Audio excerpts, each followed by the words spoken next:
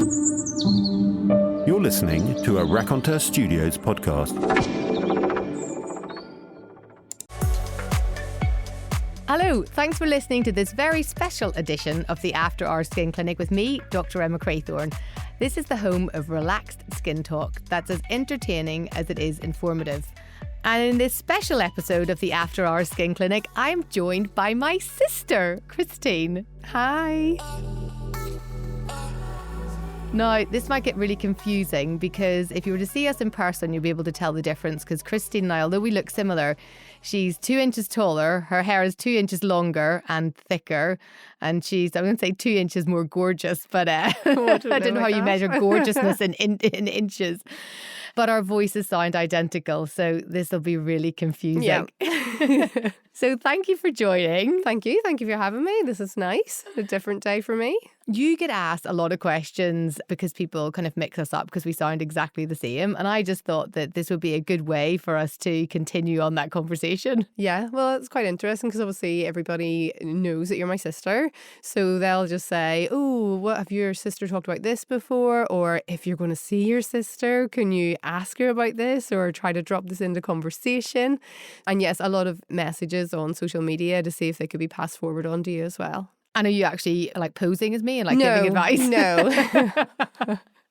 No, I don't think I have that knowledge. I'd actually quite like you to do that, Christine. Yeah. So what kind of example of a question would you get asked? Oh, there's different things all the time. A lot of things about, eczema and psoriasis and acne. Back acne is a big one. I have lots of friends who are obviously in their 40s, so their children are mostly teenagers now. So there's loads of things happening with their skin. So people will come to me all the time and say, has your sister mentioned this? And a lot of the time I'll just say, it might be better to watch your TV show. You'll come across it on that. Because skin is so ubiquitous, and I'm so used to doing it in my day job where I'm seeing people with really severe end of the spectrum skin conditions, or actually just skin conditions where their skin is already good, but they're just trying to make it as good as possible. But then in almost every scenario you encounter, whether you're out with your friends or we're out with our kids, then someone always has a question about the skin. Yeah, and they'll always just say, oh, can you have a look at this mole or can you check this skin out? And that's fine, I suppose, if you're there and they're in front of you and you can kind of do that. But if it's somebody asking via maybe, an Instagram message,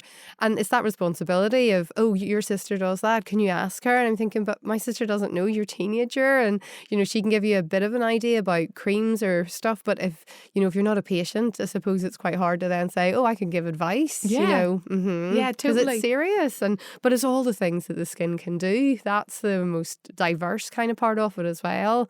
And for those of you who don't know, I have 2 teenagers, and Christine also has 2 teenagers, and because of the desire and want now for skincare products and beauty products. So it's almost like the skincare and the beauty have merged together in the world, which is why now we as dermatologists kind of come into it, because obviously we are the skin experts, but yet we get pulled into this beauty world as well. Yeah, massively in the beauty world. And I'd say, I see it younger and younger. Like my daughter now is 12, but I would say from about 9 or 10, she knew of all these new brands that had come on the market. I didn't even know some of them, and my background is beauty. But she was coming to me and saying, Mum, I want this moisturiser, I want this cleanser, I want all these creams and toners. And, at 10 years old, at that stage, I don't even know if I was moisturising. I probably was using a Boots £1 cucumber moisturiser. We did, I was just about to say. And I loved it. I know. Granny Clark got us into those. And you can still buy it now. You can go in and smell it and remember being little. But it was just a simple, clear wee moisturiser. Whereas now, these are really expensive brands and they're offering to do all these different things which are clearly meant to be for older skin, but because it's on the likes of Snapchat and TikTok, last summer my daughter had money for Christmas and she wanted to buy this moisturiser that she had seen, and it was over £60, and nothing would stop her from wanting that. And have you ever paid £60 for a moisturiser? No. I haven't. No, never. And it's funny because she got it and then she was so excited to get it, and she was so excited to share that with her friends that she was kind of nearly part of that club that owned this, like drunk elephant product and, had to have it. But then within time of using it, she was like, oh, that was a waste of money. Yeah. But it was just that desire of that marketing of like, I must have it. it. So now she does try to use, I think, more kind of simpler products, less probably active ingredients. Is that right? That are in it. That's okay. I'm happy with that. But yes, just the choice there for them is massive. And the social media of all the different things to choose from is huge. It is, because we even saw that. So we went shopping, didn't we, together? Yeah, we went to Westfield on Saturday.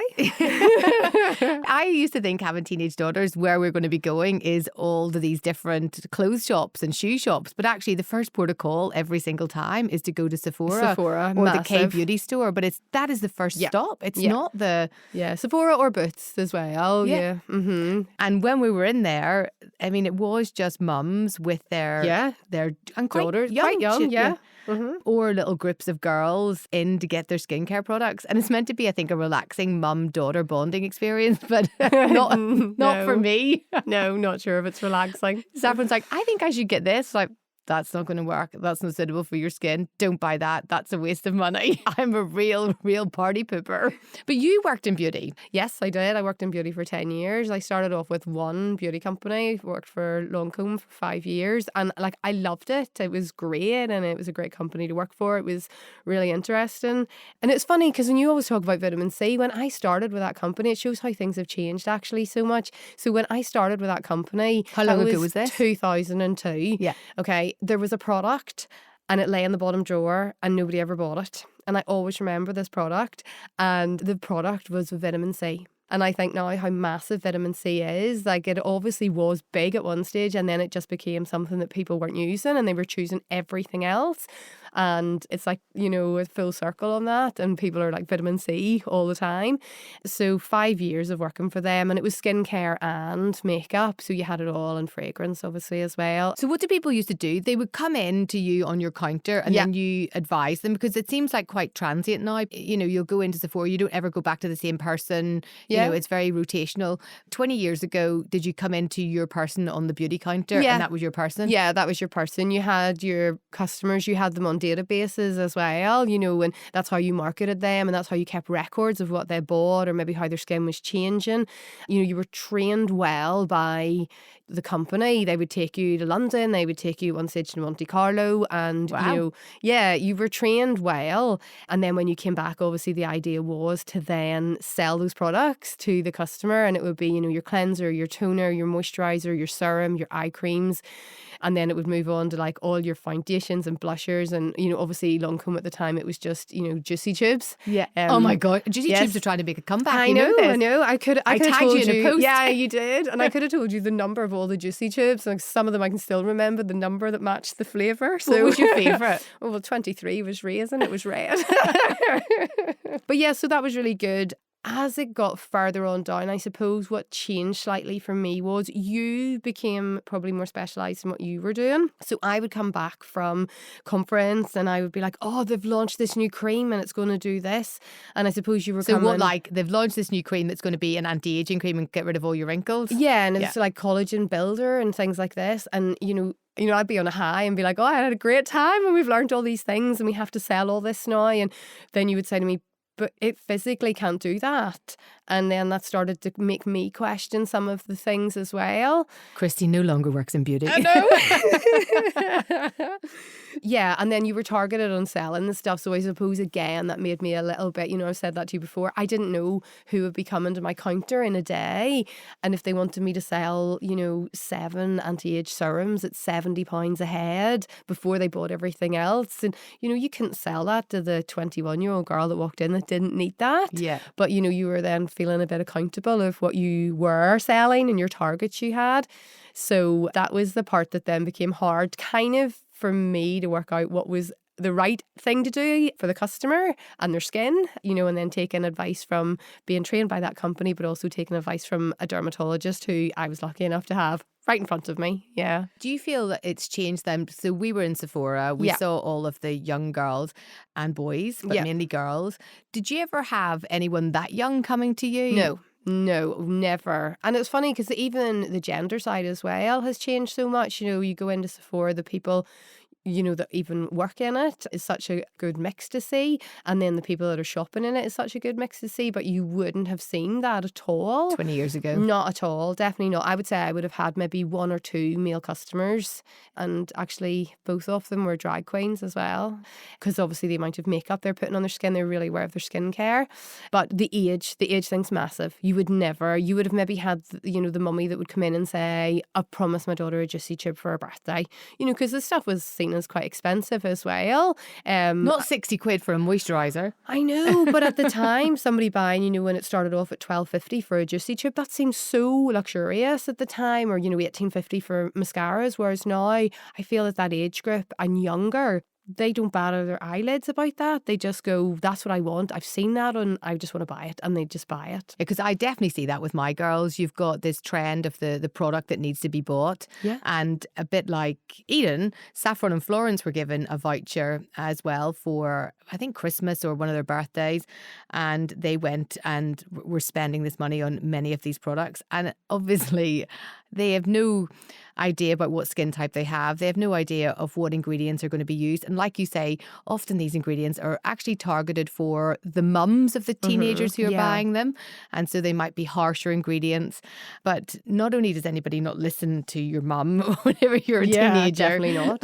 Whenever you appear to be quite as opinionated as I might be, that's even harder to listen to. Yeah. So off they go and they buy all of the stuff. But I just think it probably just takes one episode of buying things like that, like what happened to Eden, like what happened to Florence and Saffron, and it doesn't work out. Yeah. You do then go, that was a waste of money. I'm not going to do that again. I'm going to keep it simple. I'm going to use the simple things on my face. And I almost feel now with beauty brands, it is starting to move a bit more towards that for teenagers. Like the simplicity side. Yeah, I think so too, that they're going more down the very kind of more traditional, like French brands and stuff that are quite simple in what they do. And they're not over-promising, of what they have in them and what they're going to do for you. It's just about caring for your skin, and it'll pay you back really as well. I mean, that is the thing. There is nothing more gorgeous than young skin. The difference that I would find is compared to Eden's age is very sensible at like 10, 11 years old, in that she puts sun cream on religiously.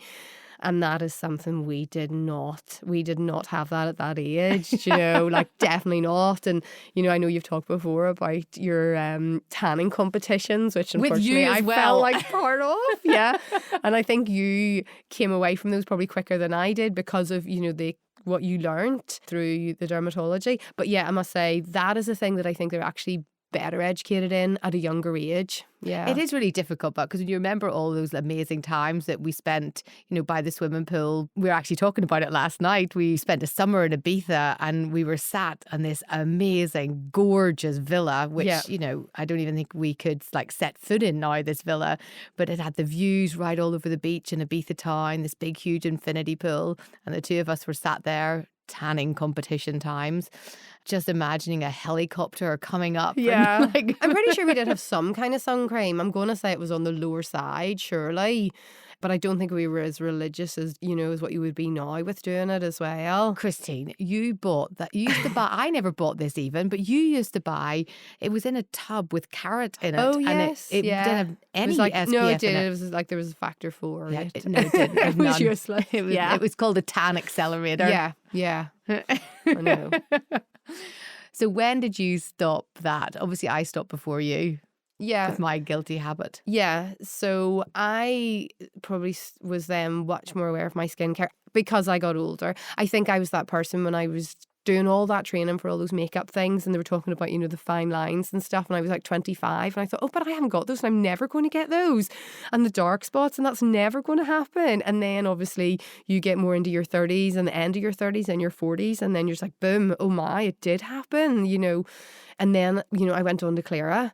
And at that point, I had become aware that there was no point investing in a product like Clara to then damage my skin by not protecting it. So it's so strange because now I just find myself, if we go on holidays or even if I'm in my garden in the summer, and the sun's out, I will have my sun factor on and I will be reapplying my sun factor. And on holidays, my factors will be 50s, they'll always be 50s. And so that has now just become like part of what we do. I think as well that we go through a period, don't we, where we, like you said, you think, well, I'm not going to be the one that's got the dark spots and those wrinkles. Like, that's just not going to happen to me. Yeah. And you're okay in your 20s and most of your 30s. But then as you start to get towards the end of your 30s and, you know, being a dermatologist, we think about you really get this peak of kind of drop in your collagen starting around your late 30s, early 40s. It actually starts from when you're 25 as a woman, and then you're just starting to see the effects of that in around about your late 30s. But also you've got this cumulative damage of this ultraviolet exposure that's making these brown pigmentation marks and actually kind of red marks as well on the face. So you get blood spots and blood vessels that are more visible. Yeah.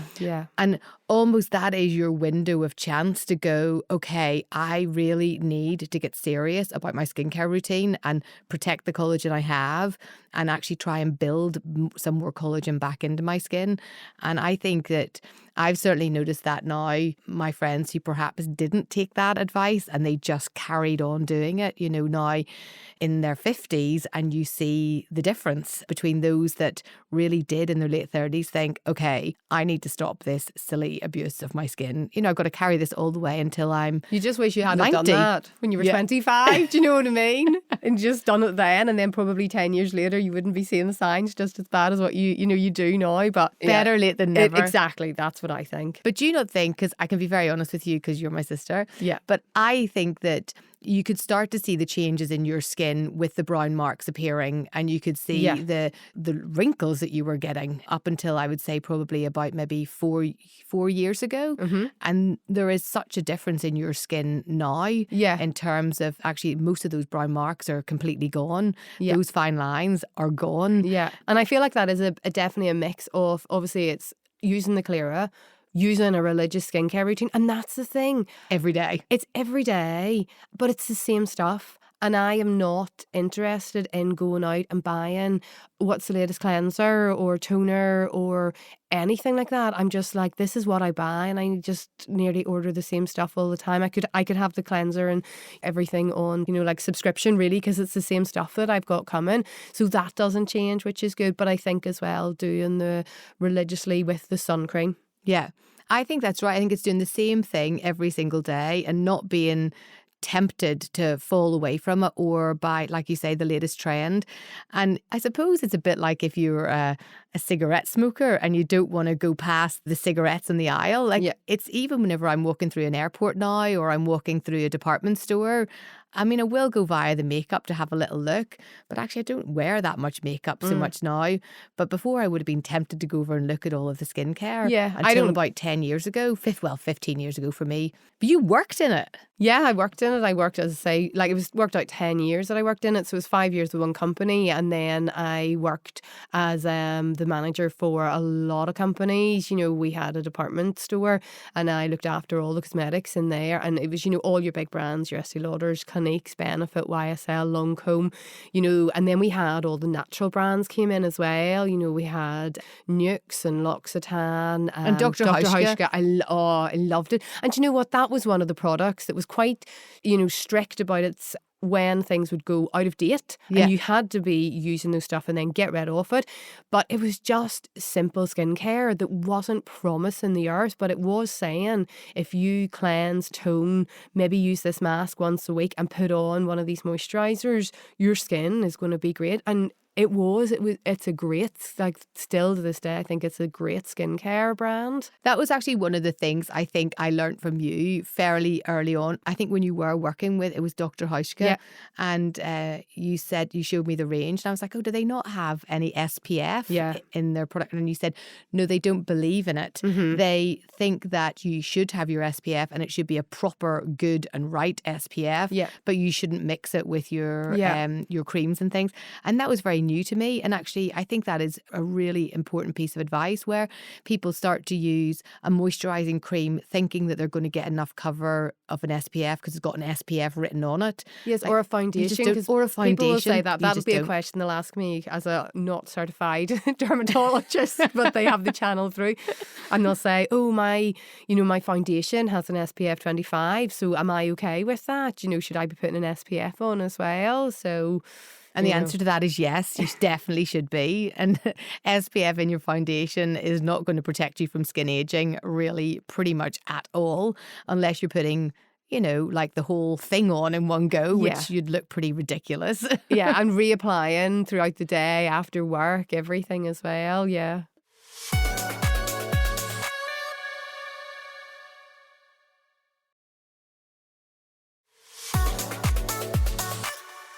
I think that as the beauty industry moves more towards trying to get better skin health, and the skin health side of things moves slightly more towards marketing in a way that's about beauty, these two areas are now really becoming super interlinked. I mean, it's why even I think that, one of the branches of L'Oreal is now dermatological beauty, which is just such a great term, I think, isn't it? Yeah. Because you just put that derma with, I trust that is honest and a professional person. Yeah. And actually, when the skin is as healthy as it can be, then typically it's as beautiful as it's going to be. And usually it's going to be better then in terms of things like using all the beauty products and the makeup products that you can get to make the skin generally just look better. But I do think we have to be a little bit careful, because I think where skincare products are also offering a beauty element to them, they might not then do the job of the skincare in quite as good a way. So, for example, a foundation that has an SPF in it, the foundation might not go on quite as well, because actually some of the SPF ingredients are really difficult to formulate. So it actually might end up making that foundation not as nice a texture. But equally, the SPF component of it is not going to be as good and it's not going to work as well. So sometimes they do have to be standalone products, I think. Yeah, I think it's just they know their consumer as well, wants that convenience, and for them the pressure is there on that as well. So they have to have stuff on offer, but whether it's completely the right stuff as well is the problem. Yeah. I suppose I'm coming to it as well really from the angle of, very serious dermatologist head, where yes, whereas I'm coming from it of the angle of let's go into the wonderful, fabulous world of beauty where you go out shopping for the day with your daughter, your mummy, your sister, and you want to have a fun day out. And it is lovely to go and do those things. And if you're, you know that if you go into a beauty hall and you try some beauty products on, you are going to come out feeling better about yourself. It's the same as if you go and get your hair done, you're going to feel great about yourself as well. So yeah, it's a really nice thing to do. It's just finding that balance of making sure people are going away with the right thing that is the right product for them. Yeah, I think that's right. And I definitely did learn that, because normally I'm going into these large beauty halls with my teenagers, like I said, just being a bit of a party pooper on all of it. And actually, when we all went shopping together at the weekend with my girls and yours, it was a lot more fun because I let that side of me just, settle down. Yeah. All of these ingredients are certainly not worth the hype that social media and marketing give them. Like, they're just not. But we do have to, I suppose, understand that it's more about the skin health. It is also about the fun element as well. Yeah, that's it. And the feeling of it that you get. And some of the products, they will be the right products for the right people. Of course, there's trial and error, and that's why you don't buy products again. But when you do get the right product, that's your little golden nugget. And then you are on a high from it. And especially after a day shopping in somewhere like Sephora, you've all these products, you've tried them all, the music's blasting, the people are in great form, and you feel that like energy from everybody else and their excitement of being in there. And then when you walk out with that little bag as well, it's a great feeling. As they say, you make a purchase and the endorphins are flowing. So yeah, it's true. And we even got matching tracksuits in the shop next door. Put on the cans. I also learned a really important thing from you, and I'm going to say that this is probably a little bit more down to the selling of products. And I remember you used to sell fake tan. Okay, yeah. And you were the champion seller of fake tan. Do you remember that? The 2-arm challenge? Yeah, and no one sold more fake tan than my sister in this beauty department. And her secret was she used to put fake tan on just one arm and not on the other. And then people would come in, a bit like you say, but this was in Scotland or Northern Ireland. Yeah. I can't remember which one it was at the time. And it was cold. It was, a bit miserable, and you wanted to feel summery and wonderful. And you looked at Christine and you looked at one arm compared to the other and you go, okay, I want to have the fake tanned arm. Yeah. And I've taken that lesson and I've applied it to Cleara. Yeah. It's very difficult to show somebody the benefits of using something that's going to make your skin look younger. And so I've actually done that since we started Cleara. I thought, you know what, I'm going to put my Cleara on just one arm and not the other, just so that I can in clinic, or if I'm with somebody, say, well, it does better age the skin and this is how it does it. Boom.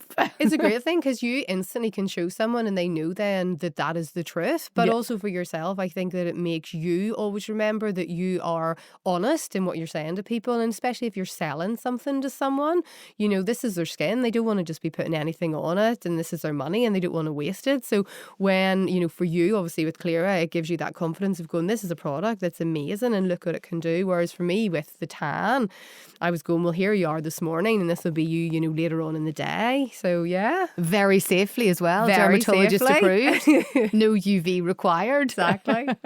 Maybe a bit smelly, but it's funny that smell you get with fake yeah, tan, it is, isn't it? I think it has got better over the years. Yeah, I think it has. So I suppose the thing that I've learned from you over the lifetime, well, one is definitely Cleara and using that, and for me, investing in that product is not just about putting that product on, it's also about that lifestyle change. And that lifestyle change for me was stopping sunbathing and putting a hat on when I'm on holidays and looking after my skin. And do you put your SPF on every day? Every even in day. the winter? Every day. And then someone said to me, why do you put your SPF on if you're going to be indoors all day or in Ireland and it's a grey, dull day? Do you want the answer for that? Well, yeah, you give it, because mine probably won't be the correct answer. Well, if you're doing it for skin cancer reasons, then you only really need to put your SPF on from March until October in Ireland. And that's it, really. If you're doing it for better aging reasons or pigmentation, or because you've got a skin condition that's exacerbated by UV, you should put it on your face and your neck every single day. And that's because the UVA is present all year round. It'll come through the clouds, even if it is a cloudy day. It will come through glass. So even if you're sitting inside and not going out, if you're near the window, the UVA will come through that. And interestingly, even certain light bulbs will emit UVA. So things like halogen lights, particularly incandescent lights, fluorescent lights, halogen lights, they all emit UV. And particularly halogen lights, you can't really get those unless they are in a dimmable kind of tempered glass that goes around it, but they all emit UV. I've seen countless patients who have come into clinic because they've had new lights installed. I remember one guy who worked as a chef with a bald head coming in, and even whenever I used to go around and do the children's hospital rounds, a lot of my patients can't have any UV at all. So I have to carry a UV meter with me. And the bedside lights, these halogen lights by the bed in the children's hospital, actually was emitting pretty high amounts of UV, you know, equivalent to being outside on a sunny winter's day. So they do emit it. So if you're somebody who really is trying to be as good as possible, then you should put it on every day. And also just put it on every day, because most people do go outside for a little bit. They don't stay in all the time. And it's just good to have the right practice, or otherwise you forget a day or another day. Yeah, I feel like I'm just in the habit of it now. Exactly. So why break that habit? Because the day that you'll break the habit will be the day someone will say, oh, you're finishing work half day, and then the next thing you're walking on the beach. And, you know, like we live in Bangor in Ireland, and although it can be cold, the weather can be amazing. And I would instantly be aware, oh, I don't have my SPF on, or I haven't applied it since this morning. Do you know, that kind of thing as well? And that is the dangerous time, because the sun is a bit lower. You've still got all of the UV. It's winter, so it's cold and usually windy. So you don't even have that sebum protection, and your skin's getting hit by the wind as well. So it is those times whenever you're most likely to be caught out and actually do more damage than you think. And those thoughts would never have been in my head, you know, 4 or 5 years ago. I would never have thought, oh, I'm going out for a walk and, oh, I haven't put something on since, you know, 8 o'clock this morning. So it's good. It's a good change, isn't it? Thank you so much. That was so much fun. And thank you as well for joining us and getting an opportunity to sit into the conversation between me and my sister as we discuss the beauty world and the skin world, and just really kind of the worlds that we live in with our children and families. It was really nice to do this. Oh, good. Thank you. I've enjoyed it as well. It's been lovely. So if you enjoyed listening to that episode, then please hit the subscribe button so you don't miss anything else at all. And I look forward to seeing you the next time on the After Hours Skin Clinic.